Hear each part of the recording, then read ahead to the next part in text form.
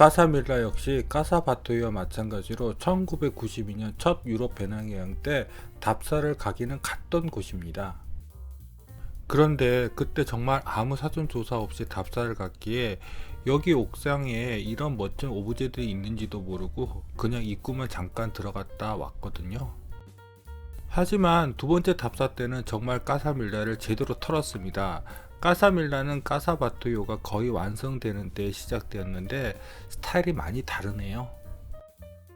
지금 생각해보면 어떻게 구엘파크랑 까사바토요, 까사밀라 그리고 사그라다 파밀리아까지 하루에 다 봤는지 모르겠네요.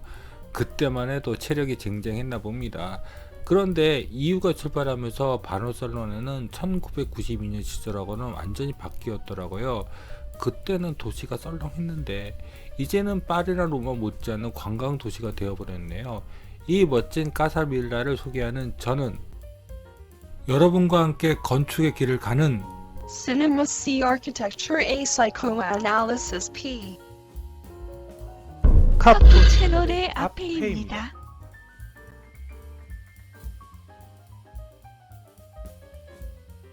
저번에 바르셀로나가 어디인지 설명을 했으니 그것은 패스. 1992년 때는 그냥 바르셀로나 시내를 걸어 다니면서 답사를 했는데 30년 가까이 흐르니 그건 나이 들어서 못하겠고요. 여기 구글 스트리트뷰로 한번 들어가 볼까요? 예, 저기 이렇게 보이는 곳이 바로 까사밀라입니다. 까사밀라와 까사바토요가 가까운 것은 이전 컨텐츠에서 말씀드렸고요. 아까 전 말씀드린 것처럼 의외로 바르셀로나 도심은 생각보다 넓지는 않습니다. 구글 맵에 의해서는 까사밀라에서 사그라다 파밀리아까지는 걸어서 20분이랍니다.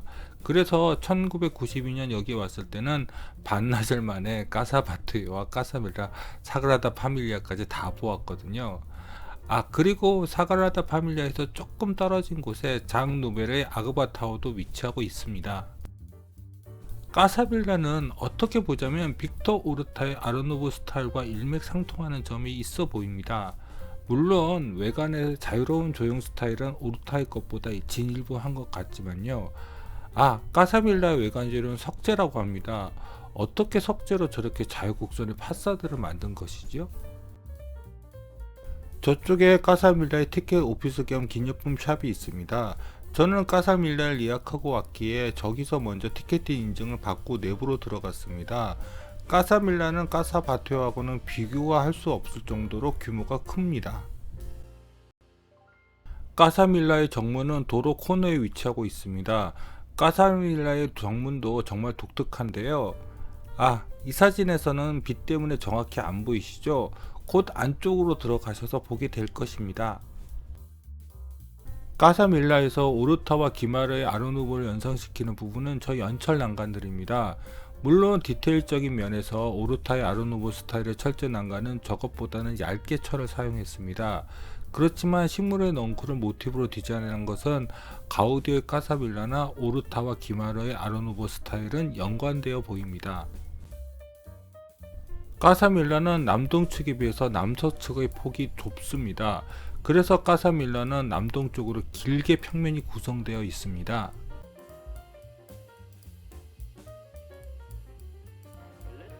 (1992년) 까사밀라, 까사바토요 그리고 사그라다 파밀리아를 답사 갔을 때 비를 맞았습니다. 원래 이쪽은 여름에 거의 비가 오지 않거든요. 그런데 두 번째 답사는 하늘이 쨍쨍하네요. 이제 내부로 들어가 보겠습니다.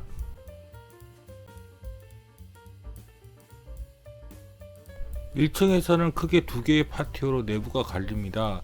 먼저 이쪽은 서쪽에 있으니 그냥 서쪽 파티오라고 앞으로 부르겠습니다. 그리고 이쪽은 동쪽 파티오로요. 원래 정문은 이쪽입니다. 여기가 바로 남측 정문을 내부에서 바라본 곳입니다. 1992년에 여기 처음 답사 왔을 때 그냥 여기 문을 열고 내부를 들어와 보기는 했습니다. 그런데 비가 오는 날씨라서 그런지 여기 내부가 어둠컴컴하고 별로였거든요. 그래서 이 문 하나 사진 찍고 그냥 돌아갔습니다. 그리고 이쪽은 남동측 측문 내부입니다. 이쪽으로 들어오시면 동쪽 파티오로 들어가실 수 있습니다. 이제 본격적으로 까사빌라 내부를 볼까요? 먼저 서쪽 파티오부터 살펴보겠습니다. 남측 정문으로 들어오면 서쪽 파티오에는 두 개의 계단이 입구 쪽에 위치하고 있습니다. 이쪽이 서쪽 파티오 입구의 서쪽, 그러니까 진입 방향에서 좌측에 있는 계단이고요. 이쪽은 동쪽 진입 방향에서 우측에 있는 계단입니다. 이 계단 아래에는 지하로 차가 내려가는 램프가 위치하고 있습니다. 서쪽 계단 위쪽에는 저렇게 카페 공간이 있네요. 저기는 시간이 없어서 못 들어가 보았네요. 까사밀라 보고 빨리 사그라다 파밀리아로 가야 했으니까요. 서쪽 파티오는 둥근 형태입니다. 그런데 이날 하늘은 정말 새파랗네요. 이게 원래 여름의 바르셀로나 날씨이죠. 1992년 때는 마가 끼었어요. 마가 비가 오다니요. 남층 정문 쪽 천장은 꽃들이 그려져 있습니다. 얼핏 보면 일부가 타일을 이용한 것 같기도 하고요. 아니면 그냥 청장화처럼 만들어진 것 같기도 하네요. 서쪽 파티오 서쪽 계단 쪽은 좀 복잡합니다. 아까 전 말씀드린 것처럼 계단 아래에는 지하로 차를 주차할 수 있는 주차 램프가 있는데요. 글쎄요, 운전해서 여기 주차하는 차는 작지 않으면 주차하기가 쉽지 않을 것 같아 보입니다. 서쪽 계단 쪽 안으로 조금 더 들어와 보았습니다. 더 올라가 볼 걸 그랬습니다. 그때는 왜 여기서 멈췄을까요? 아까 전 말씀드린 것처럼 서쪽 계단 하부는 저렇게 비어져 있고요. 그 내부에는 지하 주차장으로 내려가는 램프가 있습니다. 그런데 정말 여기 램프를 이용할 때 운전이 좀만 서투르면 벽을 팍팍 긁을 것 같네요. 1층에서 이쪽 공간은 관광객 동선으로 접근 자체가 불가능합니다. 그래서 저는 여기 아직 사람들이 거주하는가 하는 생각까지 하게 되었는데요. 그런데 1966년 보험회사 노선이 여기를 인수하고 사무실로 사용을 했다고 합니다. 아직까지도 그런가? 그래도 동쪽 파티오는 접근할 수 있는데 이쪽 복도로 가셔야 합니다. 이쪽은 서쪽 파티오에서 동쪽 파티오로 연결된 통로의 입구 쪽입니다. 아, 이쪽 아래로 내려가시면 지하 주차장 램프이고요. 정말 비좁죠? 여기를 차로 내려간다고요? 이쪽은 동쪽 파티오로 나가는 연결 통로 입구입니다. 여기 1층도 사실 고주차가 상당히 있습니다. 그래서 평면만으로 여기 공간이 잘 이해 안 되는 것들이 꽤 있습니다. 동쪽 파티오입니다. 사실 여기서 파티오에 열린 공간을 사진 찍기에 가장 좋은 장소가 저 남자가 앉아있는 공간입니다. 거기서 누우면 사진 찍기 딱 좋거든요. 그런데 저 남자는 제가 이 공간에 있는 동안 절대 저 자리에서 비키지 않아 끝내 저기서 못 찍었습니다. 제길. 동쪽 파티오에는 1층 중간층에서 2층으로 올라가는 브릿지가 이렇게 가로질러 있습니다. 그런데 동쪽 파티오 내에서는 이 브릿지로 올라가는 입구가 안 보이네요. 서쪽 파티오와는 다르게 동쪽 파티오는 타원형입니다. 여기에 타원형을 쓴 것은 아마 동쪽 파티오를 둘러싼 건물의 규모가 서쪽 파티오에 비해서 더 컸기 때문에 자연스럽게 타원형이 된 것 같습니다. 동쪽 파티오에는 까사밀라의 모형도 전시되어 있고 가우디의 두상도 이렇게 있습니다. 이제 까사밀라 위로 올라가 볼까요? 위로 올라가는 것은 이쪽으로 가셔서 저기 엘리베이터를 타고 위로 올라가셔야 합니다. 이쪽이 관람객들이 사용하는 엘리베이터가 있는 홀입니다. 여기 엘리베이터는 가이드가 있어서 일정 숫자 이상으로는 엘리베이터에 관람객을 태우지 않도록 하더라고요. 엘리베이터는 중간에 멈추지 않고 곧바로 다락층으로 올라갑니다. 그래서 다락층에서 가우디 관련 전시물들을 구경하고 옥탑층으로 올라간 다음에 내려갈 때는 이렇게 엘리베이터를 사용하지 않고 계단으로 관람객용 엘리베이터 앞쪽의 계단을 통해 내려오도록 관람 동선을 짰더라고요. 관람 동선은 그렇지만 그냥 저는 아래에서 위로 올라가는 층의 순서대로 소개하겠습니다. 옥탑층과 다락층을 다 보고 나면 그 아래에 까사밀라 세대 공간을 볼 수 있도록 관람 동선이 되어 있습니다. 그래서 관광객이 관람이 허용된 층이 있는데 그 층이 정확히 몇 층인지는 기억이 나지 않네요. 6층인 것 같기는 한데요. 북쪽 계단을 나오면 먼저 서쪽 파티오에 있는 A세대의 복도 쪽으로 갈 수 있습니다. 까사빌라는 건물주인 페레밀라와 로저 세기몬 부부가 1층에서 거주하고 나머지 층은 임대를 주었다고 하네요. 그런데 지금의 빌라나 아파트와 달리 까사밀라의 각 세대는 이 건물의 외관만큼이나 각 세대마다 그 특징들이 다릅니다. A세대는 이 복도에서 알 수 있듯이 개방성이 많이 중시된 세대 같습니다. 실내 오너먼트, 즉 장식은 까사바토에 비해서 조금 단순화된 것 같아 보입니다. 실내 컬러가 화이트라서 그렇게 보일 수도 있지만요. 자, 그럼 A세대의 거실을 들어가 볼까요? 이쪽으로 들어가시면 됩니다. 거실을 들어가면 바로 맨 끝쪽인 북서쪽에는 이렇게 음적실 공간이 구성되어 있습니다. 확실히 천장까지 석회로 소형돌이 장식을 했던 까사바토에 비해서 단순하게 보입니다. 그리고 샹들리에까지도요. 이 가구 디자인이 가우디의 것인지는 잘 모르겠네요. 평범한 그 시대의 부잣집 가구 같아 보이기는 하는데요. 확실히 까사바토보다는 까사밀라 세대 공간은 좁아 보이네요. 거실은 바로 이렇게 식당과 연결되어 있습니다. 거실과 식당은 이렇게 접이문으로 닫을 수 있게 되어 있습니다. 그리고 이쪽 테이블은 거실 쪽에 있는 것 같은데 정확하게 기억이 나지 않네요. A세대 거실에서 바깥쪽을 바라본 것입니다. 그런데 발코니의 연철 난간은 다른 아르누보의 철제 난간보다 확실히 강하게 느껴지네요. 이제 식당 쪽으로 넘어가 보겠습니다. 식당의 테이블과 조명은 가우디 디자인은 확실히 아닌 것 같네요. 아마 이 가구 디자인은 여기 살았던 사람들의 기호가 반영된 것 같습니다. 그래서인지 비록 까사바토만큼 극적인 실내 오너먼트는 아니지만 이렇게 천장과 문틈에도 가우디적인 장식들은 있지만 이들과 가구들은 좀 어울리지 않는 것 같습니다. 그리고 식당 조명도 아르누보보다는 아르데코적인 성향이 더 엿보이고요. A세대에서 마지막으로 볼 수 있는 것은 계단실 근처에 있는 화장실입니다.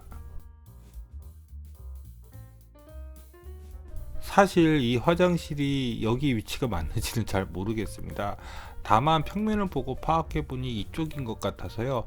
틀려도 용서해 주세요. 벌써 7년이나 지났잖아요. 자, 이제 B세대로 넘어가 보겠습니다. B세대와 A세대의 사이는 이렇게 중간 복도가 있습니다. A세대에서 B세대로 넘어가는 중간 복도입니다. 여기는 서쪽 파티오 쪽의 창이 불투명 유리로 되어 있어서 보이지 않게 했더라고요. 이 문이 B세대의 정문입니다. 자, 이제 B세대의 복도 쪽으로 걸어가 보겠습니다. 다른 것은 몰라도 까사밀라의 이 문고리는 정말 인상적이더라고요. 그래서 기념품으로 이 문고리를 달고 있는 머그컵을 사와서 지금도 잘 쓰고 있습니다. 그리고 복도 쪽에 설치되어 있는 저 옷걸이도 꽤나 인상적이었습니다. B세대의 복도창 일부도 이렇게 불투명 간유리로 되어 있는 것 같습니다. 그리고 또 이렇게 서쪽 파티오가 보이는 유리창도 있고요. 보이는 창문으로 서쪽 파티오를 바라볼 곳입니다. 저쪽이 A세대와 B세대를 연결하는 중간 복도가 있는 공간 같습니다. B세대 복도에서 상부의 옥탑층을 바라본 곳입니다. 이 사진을 보니 여기가 맨 꼭대기층인 6층인 것을 알겠네요. 저기 있는 여러 개의 쪽창들은 다락층의 창들입니다. B세대에서 제일 먼저 볼 방은 하인방입니다. A세대에 비해서 B세대는 규모가 더 큰 것 같습니다. 그러니 여기에 이렇게 하인을 둘 수 있는 여유까지 있는 것이겠죠. 그런데 하인이라고 해서 창도 없는 방을 주다니 좀 너무하네요. 하인방의 건너편에는 다림방도 있더라고요. 아마 그때는 세탁기까지는 없었을 테니까 빨래를 하고 다람쥐를 하는 일이 훨씬 더 힘들었겠죠. 그러니 이렇게 다림방까지 따로 만들어 놓은 것이겠죠. 여기 까사밀라 사진을 정리하면서 가장 헷갈렸던 공간이 바로 이 공간입니다. 이쪽에 자녀방이 있는 것 같던데요. 나중에 여기 가셔서 제 대신 한번 확인해 주세요. 먼저 그 앞의 복도 공간입니다. 그래서 이 복도 공간이 이쪽이 맞는지 틀린지 솔직히 확신은 없습니다. 다만 이쪽에는 관람객들이 사용할 수 있는 화장실이 있는 것 같습니다. 이쪽을 자녀방으로 생각하게 된 것은 이렇게 길게 방이 되어 있고 발코니 쪽에 문이 있는 공간은 여기밖에 없어서요. 맞겠죠? 그 당시 침대는 좀 작다는 느낌이 드네요. 아이들 침대라서 그런 것일까요? 평면상에서 이 방의 위치를 여기로 본 것은 바로 저 창 때문입니다. 발코니 쪽으로 문이 나 있는 창들이 많지 않고 방에 침대를 놓을 정도로 긴 곳이 여기밖에는 없더라고요. 그런데 아이방이라고 해도 조명이 너무 좀 약하네요. 이제 부엌 쪽으로 가볼까요? 까사밀라의 평면이 너무 자유스러워서 각 방의 흐트러짐을 부엌에서 정리한 것 같더라고요. 이 시기에는 아직 가스레인지는 없었기 때문에 스토브를 대신 쓴 것 같더라고요. 그래도 수도는 2층까지 연결된 것 같고요. 부엌에는 간단하게 식사를 할 수 있도록 테이블이 있더라고요. 테이블 저쪽 창은 중앙 파티오 쪽으로 나 있는 것입니다. 까사밀라는 1층에서는 알 수 없게 2층에서부터는 옥탑층에서만 그 존재를 알 수 있는 중앙 파티오가 하나 더 있습니다. 그래서 화장실이라든지 부엌의 환기를 책임지는 것 같더라고요. 부엌을 지나서 서재 쪽에 붙어있는 욕실로 가볼까요? 이쪽 화장실은 좀 더 현대적인 느낌이 많이 나네요. 나중에 시간이 흘러서 온수를 위한 가스 보일러도 설치했네요. 자, 그럼 이제 서재로 가볼까요? A세대와 마찬가지로 B세대의 주인도 건물의 장식과는 좀 취향이 다른 것 같습니다. 너무 부잣집 서재 같은 느낌이 나지요? 마루 바닥의 패턴도 헤링본 패턴이네요. 이 건물에 맞는 오너먼트를 더 했었으면 좋았을 텐데요. 다음은 부부 침실인데요. 사실 여기의 위치가 정확하게 맞는지는 모르겠습니다. 여기도 여러분들이 나중에 직접 확인해 주세요. 부부 침실입니다. 여기 살았던 부부는 아이들이 많았나봐요. 아기 요람까지 침대 옆에 있네요. 그래도 이 집에서 가장 까사밀라의 디자인과 유사성이 보이는 가구들이 여기에 배치되어 있습니다. 여기에는 기념품 샵이 B세대 거실에 위치하고 있는 것으로 기억합니다. 그리고 안타깝게도 동쪽 파티오에 붙어있는 C와 D세대는 관람이 불가능합니다. 그런데 7년이나 지났으니 이쪽도 지금은 개방되어 있는지도 모르겠네요. 개인적으로 여기에 있는 기념품 샵보다는 티켓 오피스에 붙어있는 기념품 샵이 더 나은 것 같습니다. 여기서는 볼펜만 사고 아까 전 말씀드린 까사밀라 손잡이로 만든 머그컵 등의 기념품은 거기서 샀거든요. 원래 관람 동선은 1층의 서쪽 파티오 끝에 있는 북쪽 엘리베이터를 타고 다락층의 전시장으로 올라가게 되어 있습니다. 엘리베이터를 타고 올라오시고 이쪽으로 나오시면 됩니다. 저기가 바로 엘리베이터와 계단실 입구입니다. 그런데 솔직히 여기에 전시장이 있는지는 전혀 모르고 올라갔습니다. 그리고 여기 구조 보고 깜짝 놀랐습니다. 구조는 기본적으로 까사바토의 다락층과 비슷해 보이는데 여기는 석회로 덮지 않아서 아치를 무엇으로 만들었는지 직접 눈으로 볼 수 있었거든요. 그런데 그 재료가 콘크리트가 아니라 벽돌이네요. 사실 까사밀라의 옥탑층도 까사바토와 마찬가지로 세탁실이나 뭐 이런 식의 공간으로 사용됐다고 합니다. 자, 이제 전시장의 입구 쪽으로 가보겠습니다.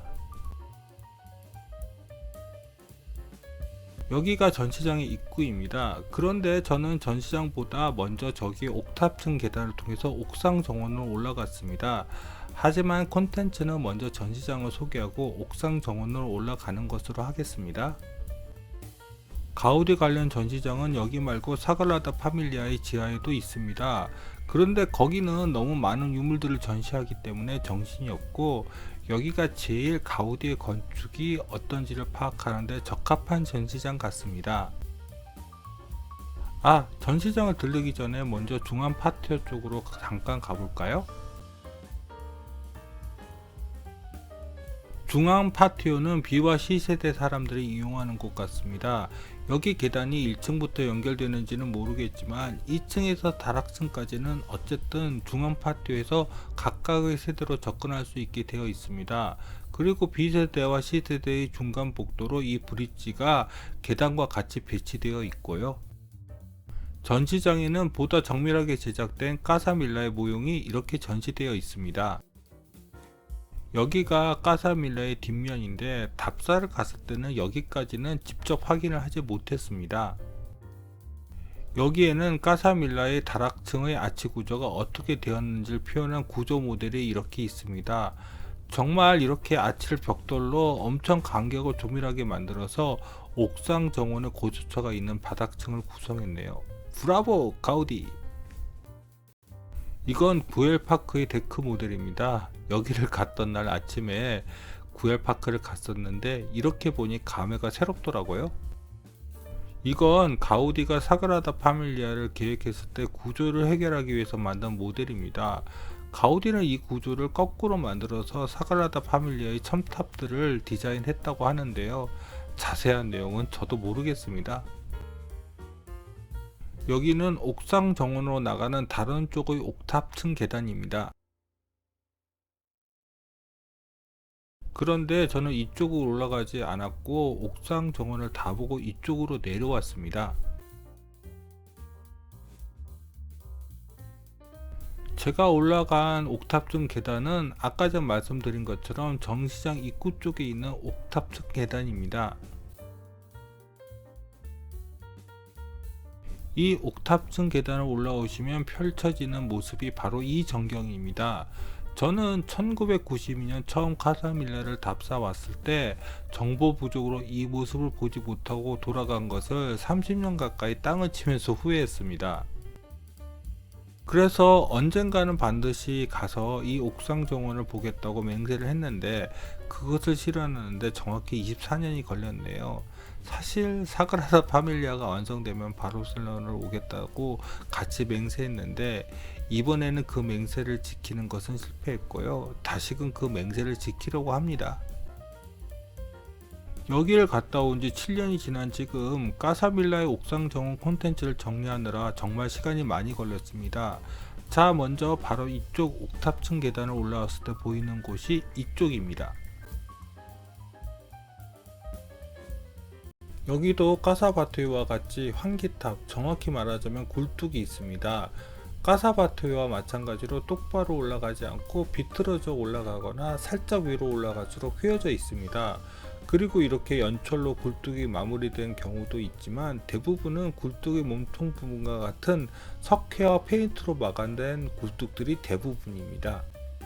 옥상 정원에서 굴뚝, 그러니까 환기탑 이외에도 마치 동산같이 보이는 조형물이 있습니다. 그것은 다락층에서 옥상 정으로 올라오는 계단실과 함께 체감상을 경험하는 계단탑입니다. 굉장히 특이하죠? 그런데 이 옥상 정원에는 이것보다 멋진 계단탑들이 많이 있습니다. 그러나 이 옆에 있는 이 조형물은 이것밖에 없습니다. 이것도 환기탑이겠죠? 아까 전 보여드린 계단탑에서 서쪽 파티오를 건너서 한번 보겠습니다. 제가 나중에 까사밀라 위에 옥상 정원이 있다는 사실을 알고 까사밀라의 옥상 정원 사진을 찾아보았을 때 받았던 첫 느낌은 무슨 익스트림 롤러스케이트장을 보는 것 같았습니다. 그 말은 옥상 정원이 단순하게 평평한 것이 아니라 마치 동산처럼 고주차가 있게 되어 있다는 것이었습니다. 저쪽 계단탑은 아까 전 보여드린 계단탑에 깨진 발렌시아 타일들을 더해 마감한 계단탑입니다. 그리고 저 계단탑이 제가 옥상으로 올라온 곳입니다. 자, 이제 서쪽 파티오 이쪽으로 가서 한번 보겠습니다. 처음 보여드린 계단탑과 함께 모두 4개의 계단탑이 보이시죠? 그리고 그 형태가 모두 다른 것도요. 그런데 이렇게 보니까 한 가지 규칙은 보이네요. 전체 계단탑의 형태는 3개가 있고 그 형태들이 타일 마감을 하느냐 안 하느냐에 따라서 또 2개의 스타일로 나눠진다는 것을요. 그리고 이쪽 아래가 바로 서쪽 파티오입니다. 옥상 정원에서 서쪽 파티오 내부를 들여다보면 마치 거대한 동물의 입 같은 느낌이 드네요. 그러고 보니 영화 듄에서 나오는 거대한 모래벌레의 입이 생각이 나네요. 그런데 이렇게 파티오가 있으니 까사밀라가 건물이 커도 거의 모든 세대의 방들에 창을 낼 수 있었겠죠. 이제 드디어 1층에서도 까사밀라 내부에서도 그 존재를 확인할 수 없었던 중앙 파티오를 한번 보겠습니다. 중앙 파티오는 가운데 브릿지 공간이 있어서 중앙 파티오를 양분하고 있습니다. 즉 중앙 파티오는 한 개가 아니라 2개라는 것이죠. 서쪽과 중앙 파티오가 채광을 위해 파티오를 낸 것이라면 중앙 파티오 쪽에는 화장실과 부엌, 다른방 같은 것이 위치하여서 환기를 위해서 파티오를 만든 것 같습니다. 그리고 다락층만 브릿지 형태이지 그 아래층은 사실 건물의 몸체와 같아서 확실하게 중앙 파티오를 양분하고 있습니다.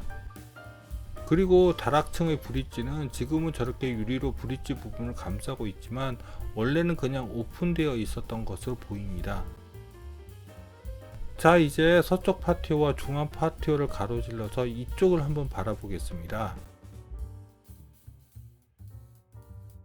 여기 보이는 환기탑의 머리는 마치 옛날 기사의 투구와 같은 디자인이죠.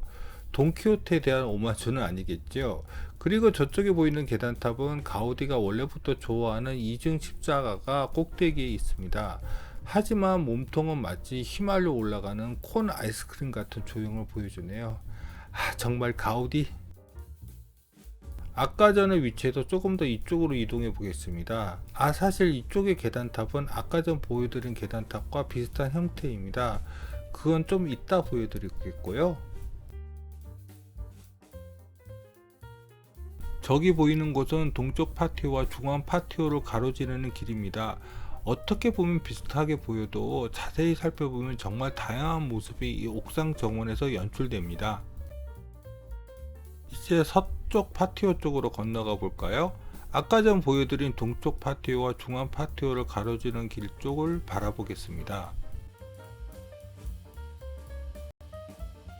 그 이중 십자가 계단탑의 입구가 여기서는 보입니다. 이렇게 계단탑을 많이 만들어 둔 것은 전체 세대원들이 언제나 이 옥상 정원을 자신들의 세대 위치에서 올라갈 수 있도록 만든 가우디의 배려 같습니다. 그와 함께 이 계단탑은 이렇게 밑에 채광창이 또 있어서 계단실 내부에 햇빛을 끌어들입니다. 정말 가우디란 사람은. 이제 동쪽 파티오를 한번 살펴볼까요?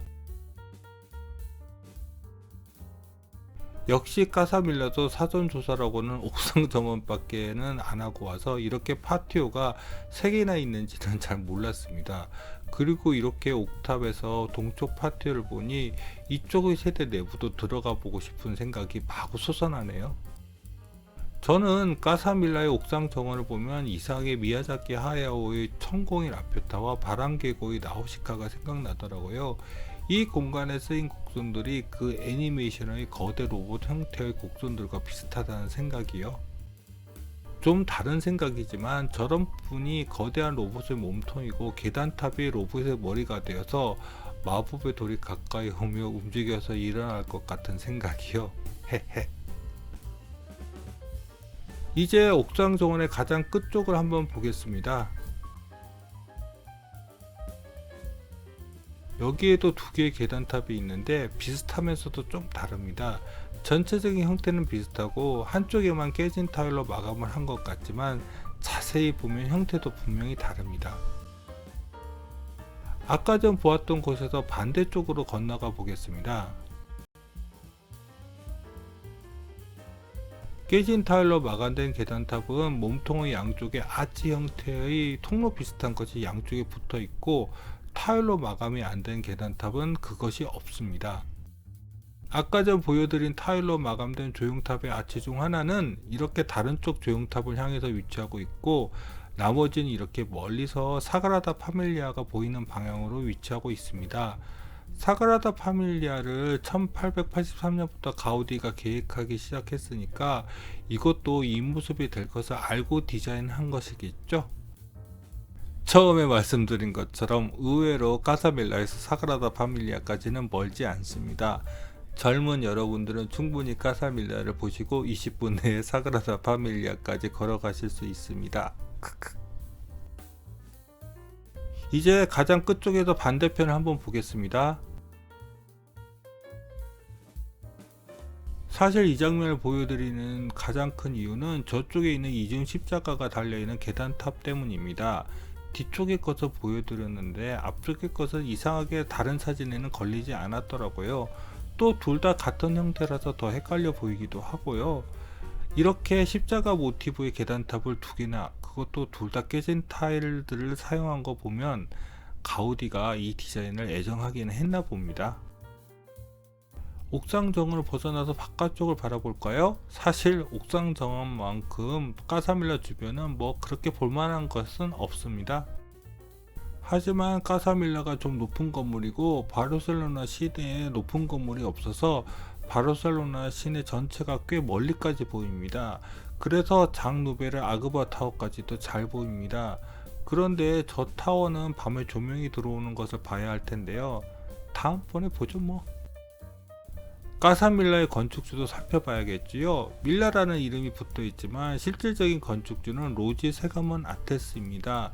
로지는 부유한 미망인이었는데 재혼한 남편인 페레밀라에게 결혼 선물로 까사밀라라는 이름을 붙여서 이 건물을 선물한 것 같습니다.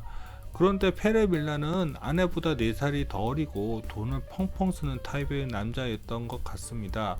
그런 배경 때문인지 왠지 로지가 재혼 상대를 잘 선택한 것 같지는 않은 것 같네요.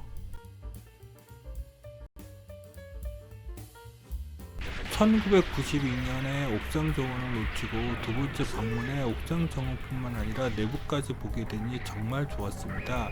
그리고 또다시 콘텐츠를 만들려고 사진을 정리하다 보니 그때 행복함이 다시 떠오르네요. 그럼 곧 부엘파크에서 뵙겠습니다. 구독과 좋아요 부탁드리며 이상 카푸 채널의 앞페이였습니다.